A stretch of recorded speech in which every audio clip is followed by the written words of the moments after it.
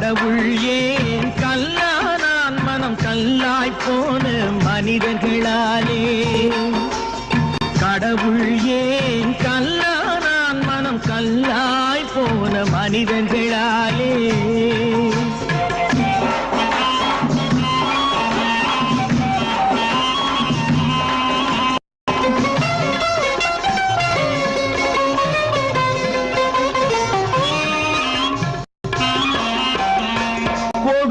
கண்டவன் கண்ணை இழந்தான் அதை கோபித்து தடுத்தவன் சொல்லை இழந்தான் கொடுமையை கண்டவன் கண்ணை இழந்தான் அதை கோபித்து தடுத்தவன் சொல்லை இழந்தான்